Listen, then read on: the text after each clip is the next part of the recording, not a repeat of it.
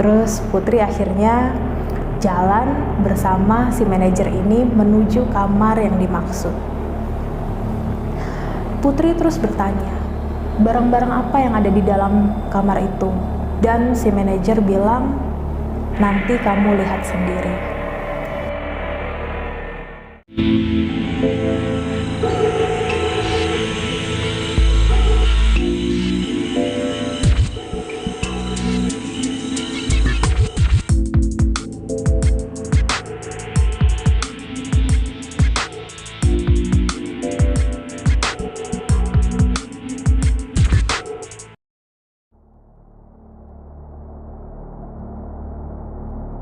Selamat datang di Selalu Misteri. Kisah kita kali ini adalah kiriman seorang pembaca dari selalu.id. Kita sebut nama dia Putri. Menurut Putri, kisah ini terjadi beberapa tahun silam, di mana saat dia aktif bekerja di hotel tersebut, terjadi sebuah berita duka yang melanda Indonesia, di mana ada kecelakaan pesawat yang terjadi dan menewaskan lebih dari 100 orang. Saat Putri bekerja di hotel tersebut, maskapai ini bekerja sama dengan tempat di mana hotel Putri bekerja. Cerita ini terjadi saat Putri akhirnya mendapatkan berita dari atasannya bahwa pihak maskapai akan menyewa seluruh kamar dan seluruh ruang meeting yang ada di hotel tersebut. Dan akhirnya Putri beserta timnya itu mempersiapkan semua fasilitas hotel untuk menyambut tim dari maskapai ini. Yang awalnya Putri kira hanya tim dari maskapai ini aja, ternyata orang-orang yang stay di situ adalah keluarga dari korban yang keluarganya ada di dalam pesawat tersebut. Nah, kejadian ini itu betul-betul sesaat setelah kecelakaan itu terjadi. Jadi belum ada berita penemuan korban, penemuan bangkai pesawat dan lain sebagainya. Karena ada kerjasama ini tadi antara pihak maskapai dan hotel, Putri akhirnya memutuskan bahwa dia akan mempersiapkan seluruh kamar yang ada dan menyisakan hanya beberapa kamar saja apabila nanti sewaktu-waktu dibutuhkan untuk emergensi. Jadi hotelnya memang ditutup saat itu khusus hanya untuk menangani kasus ini. Saat itu awalnya Putri dan rekan-rekan kerjanya tidak ada perasaan yang aneh ya. Cuman yang ada itu waktu itu perasaan duka karena mereka harus menyambut keluarga dari korban yang ada di dalam pesawat tersebut. Saat awal-awal mereka datang, itu semua staf yang ada itu merasa kesulitan karena biasanya mereka dapat tamu untuk menangani tamu-tamu yang datang untuk bisnis atau untuk berlibur, dan mereka belum pernah sekalipun menangani kasus di mana tamu-tamu yang menginap seluruhnya itu sedang dalam perasaan duka.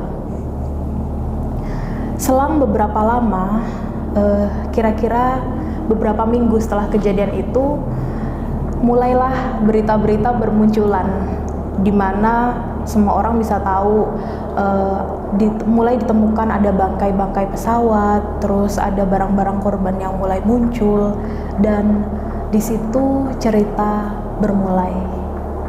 Saat itu Putri sedang morning briefing dengan para manajer-manajer yang lain, dan atasan Putri itu datang menyampaikan bahwa apakah semua manajer yang ada itu sudah siap dan mengecek setiap kamar yang ada dan memastikan kalau tidak ada yang kurang. Jangan sampai mereka mendapatkan komplain dari tamu-tamu yang ada. Kasarannya seperti itu ya. Dan di tengah-tengah meeting ini tadi, tiba-tiba atasan Putri bertanya ke Putri, "Putri, kamu sudah lihat belum kamar yang akan dipersiapkan di lantai 9? Lalu Putri cuman yang kayak, agak clueless ya, karena Putri sendiri tidak bekerja khusus menangani kamar. Jadi saat itu Putri bilang dengan jujur bahwa dia belum mengecek apa-apa di lantai 9. Dan akhirnya si atasan Putri bilang bahwa ada kamar khusus yang akhirnya akan dibuka karena pihak maskapai request ada 1 kamar lagi sebagai tambahan, tapi tidak disebutkan untuk siapa tamunya. Putri akhirnya cuek. Dia memutuskan untuk cuek dan tidak mengecek kamar di lantai 9 yang disebutkan oleh atasannya tadi. Berselang beberapa hari, berita di luaran mulai tersebar bahwa mulai ada baju, tas dari korban itu mulai ditemukan. Suatu pagi, sekali lagi saat morning briefing, karena mereka morning briefing setiap pagi ya, Putri ditanyain lagi sama atasannya, kamu sudah cek belum kamar di lantai 9? Dan Putri sekali lagi bilang, belum. Terus si atasannya bilang, kenapa kamu belum ngecek kamar itu? Apa kamu takut? Dan Putri akhirnya mulai bertanya, kamar itu tidak ada namanya, maksudnya nggak ada nama tamunya siapa yang stay di kamar itu. Terus Putri bertanya, sebetulnya kamar ini difungsikan untuk apa? Karena tidak ada orang yang menginap di situ. Ternyata request dari pihak maskapai, ruangan itu hanya digunakan untuk barang-barang saja. Dan mulai terisi sejak beberapa hari yang lalu, setelah ada berita penemuan barang-barang korban. Di situ Putri langsung ngeh kalau oke. Sepertinya ini bukan barang-barang biasa sampai harus buka 1 kamar khusus. Karena ada pembicaraan juga di internal mereka bahwa kamar ini memiliki alat-alat khusus seperti purifier, terus disinfektan dan lain-lain, di mana saat itu belum hal yang umum untuk ada di kamar 24 jam. Selang beberapa hari kemudian, Putri yang masih enggan untuk mengecek kamar itu mendapatkan teguran lagi dari atasannya. Dan kali ini tegurannya cukup keras karena atasannya marah sama dia. Kamu harus cek kamar itu dan kamu harus lihat kondisinya dan melapor ke saya, kata atasannya begitu. Akhirnya Putri bilang, oke, saya akan cek. Saat Putri bilang begitu, tiba-tiba salah satu manajer lain, di mana manajer ini menangani kamar-kamar yang ada, dia menawarkan ke Putri, apakah Putri mau ditemani supaya tidak takut misalkan. Akhirnya dia bilang, enggak kok, saya berani kalau kesana sendirian, kata Putri gitu. Akhirnya Putri datang setelah morning briefing, dia memberanikan diri datang ke lantai 9. Saat dia keluar, dia noleh nih ke kanan ke kiri, terus dia jalan menuju ke kamar yang dia tuju ini. Sampai sebelum menuju ke kamar, dari belakang ada suara dari si manajer housekeepingnya tadi menyapa Putri kayak, oh Putri akhirnya kesini juga gitu kan. Terus oh iya Pak, saya mau ngecek kamarnya katanya. Terus Putri akhirnya jalan bersama si manajer ini menuju kamar yang dimaksud. Putri terus bertanya, barang-barang apa yang ada di dalam kamar itu? Dan si manajer bilang, nanti kamu lihat sendiri. Akhirnya Putri sampai di depan pintu kamarnya. Manajernya juga gak berani masuk ke kamar itu. Terus mereka berdua ngelihat posisi kamarnya, pintunya terbuka. Dari situ Putri bisa melihat ada beberapa staf yang sedang membersihkan kamar itu. Dan juga beberapa box-box dari plastik besar yang transparan penuh dengan barang-barang itu ditumpuk-tumpuk di dekat kasur. Saat itu Putri mulai mengerti bahwa barang-barang yang disimpan di dalam box-box itu tadi adalah barang-barang peninggalan atau temuan dari korban. Di situ Putri mulai ketakutan. Saat dia melihat barang-barang itu, dia hanya berdiri di depan kamar dan dia gak berani masuk. Sampai akhirnya rekan kerjanya ngomong, "Putri kenapa gak masuk? Kan tadi sudah dipesan untuk mengecek kamarnya." Akhirnya Putri memberanikan diri masuk ke dalam kamar itu. Menurut pengakuan Putri, ketika dia melangkah masuk ke dalam kamar itu, hawa di dalam kamar itu seketika berubah 180 derajat menjadi sangat dingin dan sangat menyeramkan. Dia mulai berjalan menyusuri semua sisi yang ada di kamar itu. Dan Putri akhirnya berdiri di samping box-box dengan penuh barang-barang itu. Saat itu Putri sedang bergurau dan bertanya kepada staf-staf housekeeping yang sedang membersihkan kamar. Dia bilang, "Kalian rame-rame ya di sini karena takut ya?" Gurau Putri waktu itu seperti itu. Dan mereka semua hanya melihat Putri tanpa tertawa karena mereka benar-benar memperlihatkan ekspresi wajah ketakutan. Saat itu Putri mulai melihat-lihat ke sekitar ruangan itu dan matanya tertuju pada satu buah box, di mana box itu penuh dan ada di kotak yang paling dasar. Dia melihat ada salah satu benda yang tidak asing menurut dia, berupa handphone yang diletakkan di antara banyak-banyak barang itu tadi, dan handphonenya itu layarnya menghadap ke box plastik tadi. Awalnya Putri tidak menaruh curiga apa-apa. Sambil ngecek barang-barang yang ada di kamar tadi, Putri akhirnya melihat matanya terus tertuju ke handphone itu tadi. Sampai kesekian kalinya dia menoleh ke arah handphone itu tadi, tiba-tiba layar handphone itu menyala. Seketika itu juga Putri panik dan keluar dari kamar. Pikirannya kacau waktu itu, karena dia pikir mungkin dia berhalusinasi. Dan waktu dia bergegas pergi, manajer housekeepingnya tanya Putri mau kemana. Dia hanya menjawab, "Saya buru-buru pak, karena saya ada janji sama orang." Lalu Putri pergi begitu saja. Putri sangat kepikiran dengan apa yang dia lihat, karena awalnya dia nggak percaya. Posisinya waktu itu sudah lebih dari 1 minggu ketika barang-barang awal itu sudah ditemukan. Berarti kalau box yang ada di bawah, yang di paling bawah itu tadi ada, usianya jelas sudah cukup lama. Keesokan paginya, di morning briefing lagi, Putri ditanya sama atasannya, apakah Putri sudah mengecek atau belum. Putri menjawab, sudah. Lalu manajer housekeepingnya tiba-tiba menanggapi. Dia request bahwa kalau bisa yang membersihkan kamar itu tidak hanya 2 atau 3 orang saja. Dia request lebih dari itu.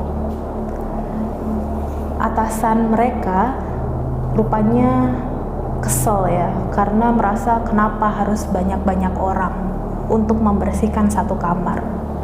Sampai akhirnya manajer housekeeping ini bilang bahwa saat Putri pergi, terdengar nyaring suara dering telepon masuk. Di situ semua orang diam. Ruangan seketika sunyi dan Putri sangat deg-degan. Manajer housekeeping Putri bilang bahwa saat Putri pergi, mereka semua mencari sumber dari suara telepon itu tadi. Dan mereka menemukan bahwa Telepon itu bersumber dari handphone yang ada di box paling dasar, dan penelponnya adalah unknown number atau nomornya tidak muncul. Mereka panik karena saat benda-benda itu ditemukan, hampir kesemuanya tidak ditemukan dalam kondisi baik-baik saja ataupun tidak dalam kondisi yang utuh. Saat itu atasan Putri akhirnya mengiyakan request di mana kamar itu boleh dibersihkan oleh banyak orang. Putri pun merasa bahwa dia tidak akan mau datang ke ruangan itu lagi karena menurut dia itu terlalu menakutkan. Sepanjang perjalanan pencarian korban dari kecelakaan pesawat tersebut berlangsung lebih dari 1 bulan, Putri dan teman-temannya akhirnya mulai kenal sama orang-orang yang menginap di sana, mulai dari pihak maskapainya, keluarga korban, dan orang-orang yang terlibat di kasus tersebut. Mereka yang suka seliweran dan stay di hotel. Suatu ketika, Putri yang pribadinya selalu ceria setiap hari, dia suka, salah satu hobinya adalah menyapa tamu-tamu saat mereka sedang sarapan. Putri sendiri bercerita detail tentang seorang pasangan ini, di mana pasangan ini adalah sepasang kakek dan nenek yang anaknya menjadi salah satu korban. Putri bilang kalau pasangan ini adalah orang-orang yang sangat ramah dan selalu menyapa dan menganggap staf-staf yang ada di sana itu seperti anak mereka sendiri. Suatu pagi Putri datang dan menyapa kakek nenek ini. Putri bilang, "Selamat pagi Oma, Opa, apa kabar? Bagaimana tidurnya semalam?" Seperti itu ya. Dan dijawablah oleh pasangan ini yang awalnya mereka selalu bercerita bahwa mereka sulit tidur, susah makan, dan mereka susah sekali untuk terlelap saat tengah malam. Itu akhirnya tiba-tiba di suatu pagi berubah jawabannya. Saat itu Putri bertanya, "Hai Oma, apa kabar? Gimana tidurnya semalam?"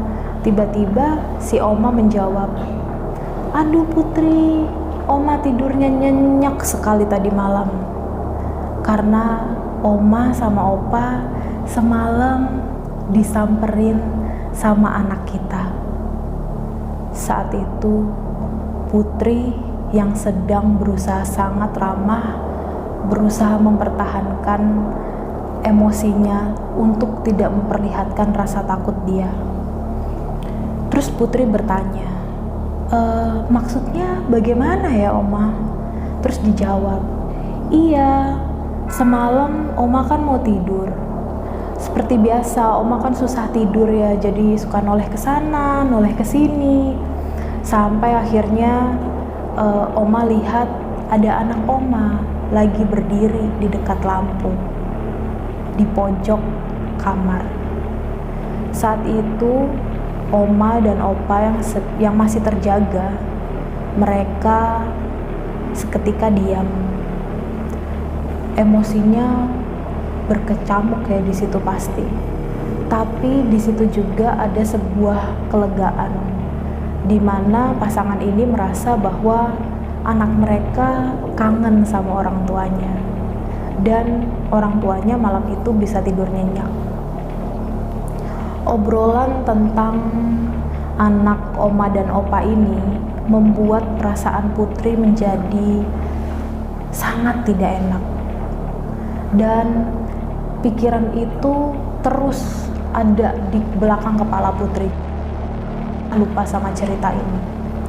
Sampai 3 bulan kemudian, 3 bulan setelah terjadinya kecelakaan itu, kasus ini ditutup dan keluarga mendapatkan kompensasi dari pihak maskapai. akhir 3 bulan itu tadi, semua keluarga akhirnya check out.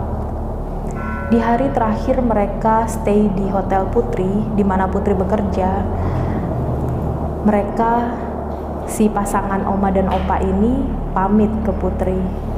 Dan Putri pun dengan senang hati menyampaikan pesan bahwa nanti kalau pengen datang lagi ke sini, kita semua dengan senang hati akan menyambut Oma dan Opa pulang. Setelah kejadian itu, mereka semua check out dan seperti tidak ada apa-apa, kecuali cerita-cerita di lantai 9, di mana Putri selalu mendengar cerita itu dari rekan-rekan kerjanya, dan Putri sendiri berusaha untuk tidak pernah menyentuh lantai itu. Beberapa bulan berselang, Putri tiba-tiba memutuskan untuk lembur karena lagi ada banyak kerjaan. Ruangan Putri itu sangat kecil dan dia hanya berdua dengan rekan kerjanya.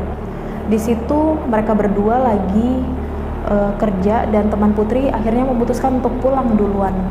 Teman Putri ini terkenal sangat rapi orangnya. Jadi saat dia mau pulang, dia pamit ke Putri kalau dia mau pulang duluan. Dan Putri menoleh dan melihat bahwa meja kerjanya itu sudah rapi dan bersih. Saat temannya pulang, di jam 9 malam, Putri yang sedang asik mengetik di depan kamera tiba-tiba mendengar suara benda jatuh. Benda itu berasal dari meja rekan kerjanya. Waktu Putri menoleh ke asal suara benda itu tadi, Putri melihat ada kamera yang diletakkan tuh sudah ada di ujung meja dan hampir jatuh. Saat itu Putri jengkel karena dia merasa kok tumben ya anak ini tuh teledor banget. Diangkat kameranya sama dia dipindahkan ke arah belakang tadi. Waktu dipindahkan, dia make sure bahwa lokasi letak kamera itu sudah aman karena ditaruhnya deket ke layar komputer. Dari situ tiba-tiba Putri melanjut ketik lagi. Kedua kalinya Putri mendengar suara benda jatuh. Dan di situ Putri melihat kamera milik teman Putri sudah berpindah tempat. Di situ Putri panik. Putri melihat bahwa oke, di sini ada yang nggak beres. Karena dia melihat posisi kamera itu kembali ke tempat yang awal tadi. Akhirnya Putri memutuskan untuk pulang dan tidak berpikir apa-apa lagi. Tidak berselang beberapa bulan kemudian, di mana itu hampir 1 tahun dari kejadian kecelakaan itu tadi, Putri yang iseng jalan ke arah lobi hotel tiba-tiba melihat 2 orang yang tidak asing buat dia. Dia melihat ada pasangan kakek dan nenek yang dia kenali. Saat Putri jalan, tiba-tiba mereka berpapasan mata dan langsung si nenek ini menyapa, "Putri, apa kabar?" Putri sontak sangat senang melihat pasangan ini dan menyapa, "Oma, Opa, apa kabar? Putri senang kalian balik lagi ke sini. Dalam rangka apa datang ke kota ini?" Ditanya macam-macam sama Putri. Lalu si Oma menjawab, "Iya, ini sudah 1 tahun. Oma kangen sama anak Oma. Makanya Oma kembali ke sini dan mau stay di kamar yang sama."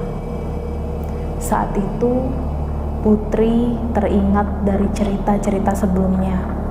Putri langsung bertanya apakah rekan-rekan Putri sudah membantu sesuai dengan request yang diminta oleh pasangan ini, selayaknya standar kerja yang ditetapkan oleh perusahaan. Saat itu Oma dan Opa ini mendapatkan request yang sama di kamar yang sama stay-nya, sampai akhirnya mereka stay. Keesokan paginya Putri datang ke restoran khusus untuk menyapa pasangan ini. Saat itu Putri melihat mereka sedang sarapan dan disamperin sama Putri.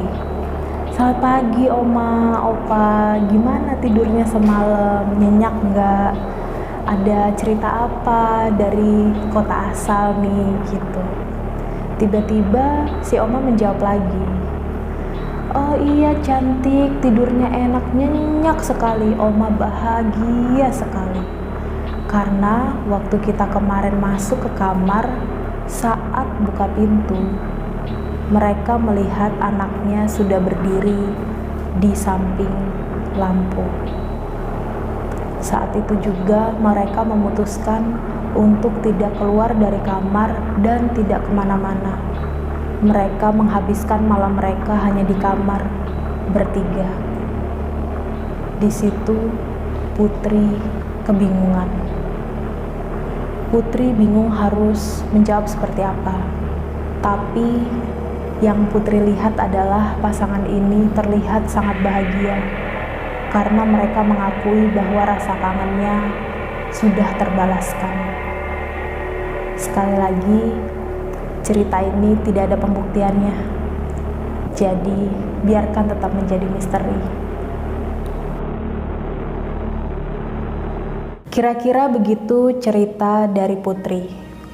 Semoga korban dari kecelakaan pesawat ini mendapatkan layak di sisinya, serta keluarga korban yang ditinggalkan mendapatkan ketabahan serta ketenangan batin. Buat kalian pembaca setia selalu.id yang punya cerita misteri, mitos, atau cerita-cerita horor lainnya, kalian bisa sharing sama kita melalui email yang ada di deskripsi di bawah ini. Sampai jumpa.